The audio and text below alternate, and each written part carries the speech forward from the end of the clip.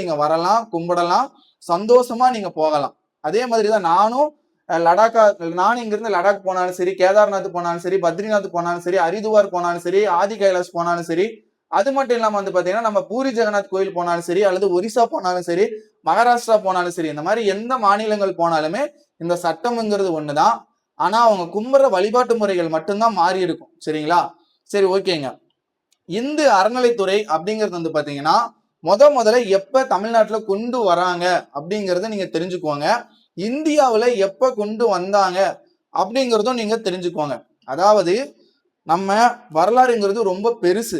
அதாவது நம்மளுடைய முன்னோர்கள் உலகில் தோன்றிய முதல் மொழி தமிழ் மொழி இருக்கு பாத்தீங்களா? இந்த தமிழ் மொழி பேஸாதான் இந்த இந்து அறநிலைத்துறை அப்படிங்கிற ஒரு அமைப்பே உருவாகுது. எதன் அடிப்படையில் உருவாகுது அப்படின்னு சொல்லி பாத்தீங்கன்னா, குமரியிலிருந்து அதாவது வேங்கடம் இப்ப இருக்கிற திருப்பதி இருக்குது பாத்தீங்களா, அதுன்னு சொல்லுவாங்க. ஒரு சிலர் வந்து பாத்தீங்கன்னா இமயமலை அந்த மாதிரிலாம் கூட சொல்லுவாங்க. ஆனா வேங்கடம் அப்படிங்கிறது தொல்காப்பியம் அப்படி பழமையான நூல்கள்ல இந்த பேர்கள்லாம் வரும். இந்த மாதிரி தொல்காப்பியம் அப்படிங்கிற ஒரு நூலை நீங்க படிச்சீங்கன்னா தமிழ் நூல்ல எந்த இடத்துல எந்த கடவுள் வாழ்ந்தாரு, எந்த மாதிரி மக்கள் வேளாண்மை எல்லாம் செஞ்சாங்க, எந்த மாதிரி மக்கள்லாம் கோயில்கள் கட்டினாங்க, இது எல்லாமே நம்மளுடைய வரலாறு அந்த தொல்காப்பியம் அப்படிங்கிற பழமையான நூல்ல இருக்கு. ஸோ கண்டிப்பா உங்களால முடிஞ்சா அந்த நூலை படிங்க. சரி, வாங்க நம்ம இப்போ உள்ள வரலாம். தமிழ்நாட்டிலையும் சரி, இந்தியாவிலையும் சரி, மன்னர்களோட ஆட்சி முடிஞ்சதுக்கு அப்புறம் வந்து பாத்தீங்கன்னா நம்மளுடைய கோயில்களா இருக்கட்டும், நம்மளுடைய கோயில்களோட நிலங்களா இருக்கட்டும், இது எல்லாமே வந்து பாத்தீங்கன்னா கிழக்கிந்திய கம்பெனிக்கு போகுது. அதாவது பாத்தீங்கன்னா கிழக்கிந்திய கம்பெனிக்கு போகுது. இது ஒரு நான் ஷார்ட்டா சொல்றேன். முழுசா தெரியும்னா நீங்க இணையதளம், வெப்சைட் இதெல்லாம் போய் பார்த்தாவே உங்களுக்கு தெரிஞ்சிடும். சரிங்களா?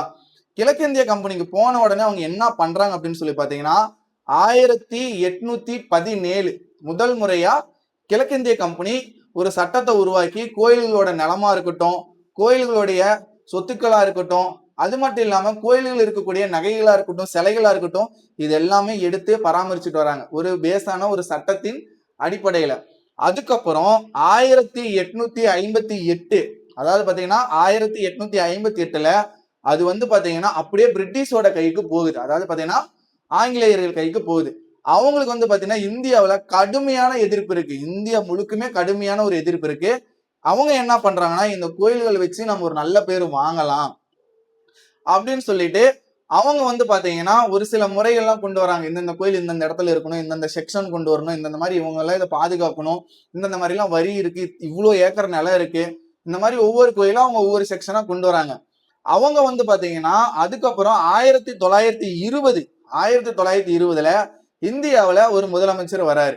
அவரு வந்து என்ன பண்றாருன்னு சொல்லி பாத்தீங்கன்னா ஒரு சட்டத்தை உருவாக்குறாரு 1920ல.